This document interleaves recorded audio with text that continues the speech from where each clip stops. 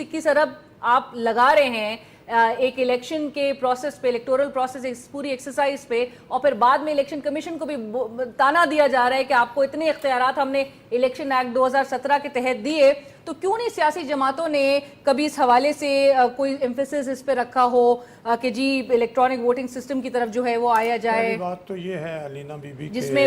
جو تقریباً 28 ارب لگے ہیں, ان میں سے 20 ارب سے زیادہ تو یہ جو 3.5-4 لاکھ فوج تعینات کی گئی تھی, یہ تو ان کا خرچہ دیا گیا ہے. اب باقی آ جائیں اس بات پر کہ انہوں نے کہا جی کہ یہ چیف الیکشن کمشنر ہے, یہ بھی مسلم لیگ نون کی حکومت نے لگایا. بالکل ٹھیک ہے,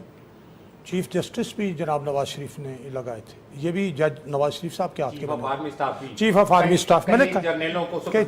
چیف آف آرمی اسٹاف بھی انہوں نے بنائے تھے. اب معاملات یہ ہیں, اور بہت سے لوگ ہم نے لگائے. اب معاملہ یہ ہے کہ ایک آئینی اور قانونی ضرورت اور تقاضے پورے کرتے ہوئے کیئر ٹیکر گورنمنٹ بنے یا یہ سارا کچھ ہو, اصل مسئلہ جو ہے وہ یہ ہے کہ نیک نیتی سے معروضی طور پر یعنی ویری آبجیکٹیولی کام کیا جائے.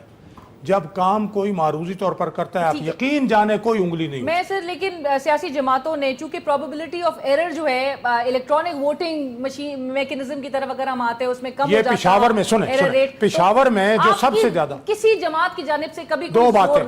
میں چاہوں گی ایک جملہ سن لیں پھر سرور باری صاحب میرے بھائی آپ چلی جائیں. ایک جملہ, پہلی بات یہ ہے کہ خود تحریک انصاف جیسے ہم نے اس متعلقہ سٹینڈنگ کمیٹی میں اپنا ایک رکن کم کر کے ان کو نمائندگی زیادہ دی تھی, 3.5 سال تو وہ بیٹھے نہیں وہاں, کیونکہ ہم اتفاق رائے سے چاہتے تھے. دوسری اس کے بعد یہ بات ہے کہ یہ جو سسٹم بنا ہے یہ سارا سسٹم سب کے سامنے ہے, اور اس پہ کنٹروورسی یہی سامنے آ رہی ہے کہ ناظرہ والے کہہ رہے ہیں کہ سسٹم کام کر رہا تھا, اور تیسری یہ ہے کہ تحریک انصاف نے صوبہ خیبر پختونخوا میں یہ نظام الیکٹرانک ووٹنگ کا کوشش کی, بلدیاتی نظام میں وہ بھی نہیں چلا.